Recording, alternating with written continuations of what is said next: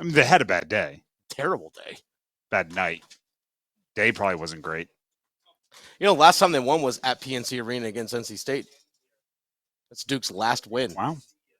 And they won't win at least for another 6 days.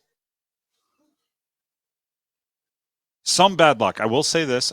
Context is everything. Some bad luck, the same lack of toughness, and the same lack of depth cost Duke.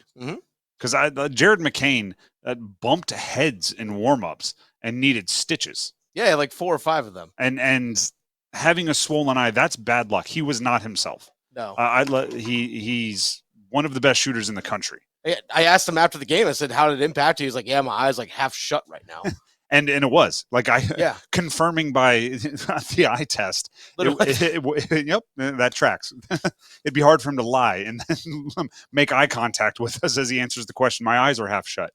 He didn't like it. One of his eyes was pretty swollen. It needed stitches. It was from a warm-ups freak thing, and it made one of the best shooters in the ACC not as an effective of a shooter. Which, on a night where NC State showed up, Duke couldn't really afford that. There's the bad luck of it. Mm-hmm. The rest of it is stuff that we've known about Duke for a while. Lack of toughness, soft, some might say. The depth cost them, right? When players get in foul trouble, they don't really have an answer. 0 bench points yesterday. 0 bench points, and not because both Filipowski and McCain found themselves in foul trouble at different times, and TJ Power had to go into the game. Ryan Young had to go into the game. So it's not like they weren't out there. It's not like they played 5 guys 40 minutes each. They had some guys off the bench that just weren't able to knock down shots. The depth, the lack of toughness, and then a little bit of bad luck added up to Duke having one of the most disappointing performances of the ACC tournament. Let's hear from Jon Scheyer, their head coach, after the game on his perspective on the quick exit from the ACC tournament. We have to go get back to it and work, and the biggest postseason is ahead of us, and we're going to be in the tournament. We're excited about that. I don't know where we're going to go, what seed we're going to be. But my thing is all about getting ready and focused for that. So obviously I'll answer any questions these guys will answer. But it's disappointing, and we're going to get back to work. Bottom line, going to get back to work and figure this out.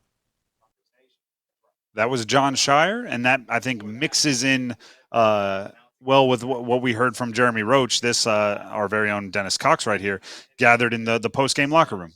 We control our own destiny, and like I said, we came here for something bigger. Now we're not really playing for ACC championships and stuff like that. But I mean, obviously, it's great to get an ACC championship, but we came for something bigger, and that's Phoenix. So.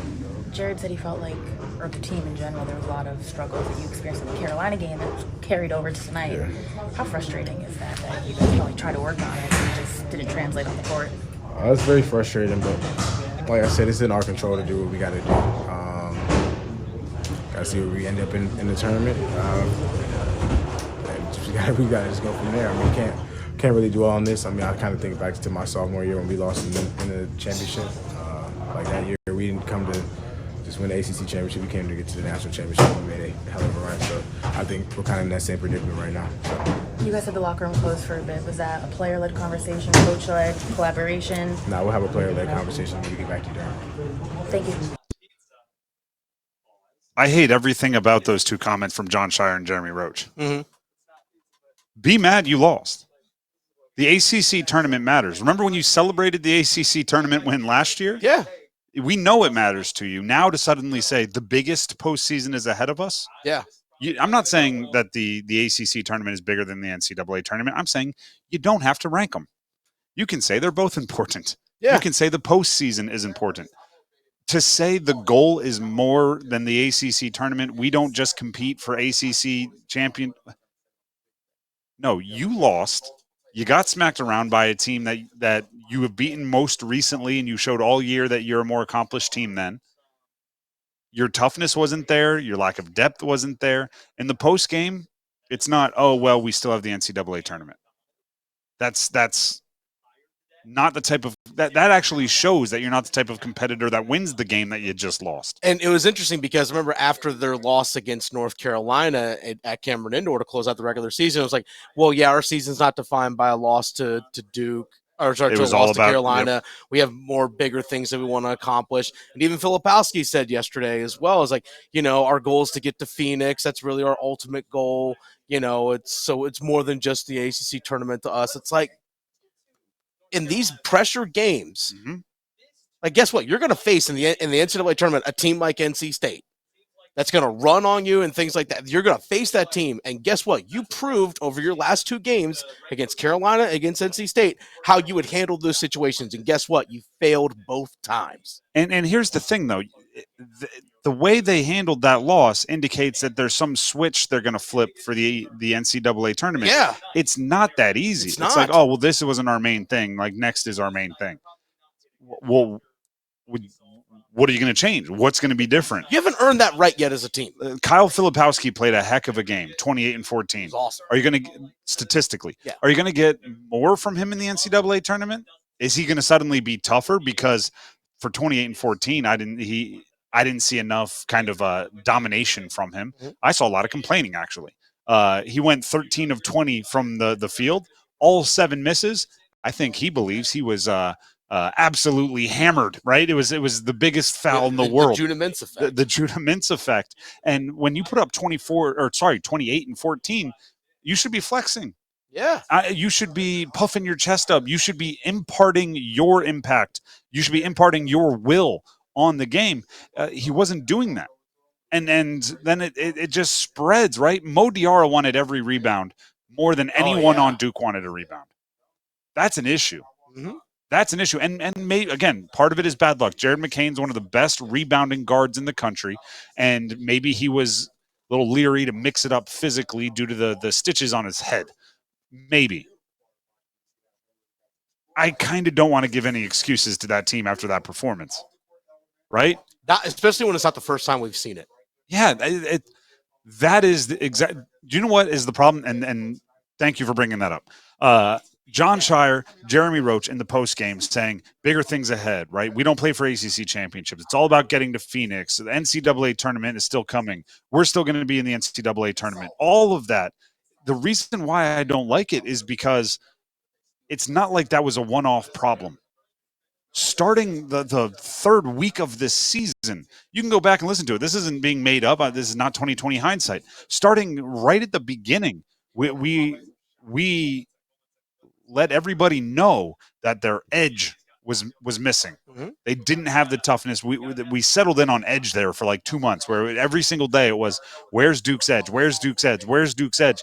So to now not have it on the last tune-up before what you call the biggest postseason, I'm going, oh, so you're telling me for the last 4 months you've been a soft team with a lack of toughness that has been out-toughed by even teams you've beaten have been tougher than you.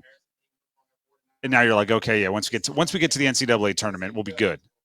I just don't see it happening. Last night was a bigger problem than I think anyone is letting on. Last night was a bigger problem than I think anyone in that Duke locker room was letting on. And I think that a part of it is they think we're foolish. They think we're gullible. Because they had a long meeting behind closed doors. They had a lot of conversations. I think they're internally pretty nervous about how that game went. I think they're internally pretty afraid of how that game went. And then they tried to sell us this bill of goods like, oh, the ACC tournament is nothing. I think they know, but they're trying to fake it till they make it, I guess, in the NCAA tournament. One thing, because we were sitting right behind the Duke bench during that game. One thing that I saw, I guess the thing we didn't see, was late in the game, when they're trying to complete that comeback or try to come back against State, the lack of cohesion was noticeable on the court in terms of like making sure like it was just like Tyrese Proctor sometimes head down going I'm just going, as opposed to let's make the right play. It just there's a lack of cohesion, it felt like, on the court among their starting 5. It's like, what are you guys doing here? Again, I bring this up. You're going to face that situation in the NCAA tournament. And right now in recent games, when you face those situations, you have handled it terribly. You didn't do it well against Carolina on your home floor, and you didn't do it yesterday either. And by the way, with the NCAA tournament coming up, they're going to be, what, a 3 seed? Probably.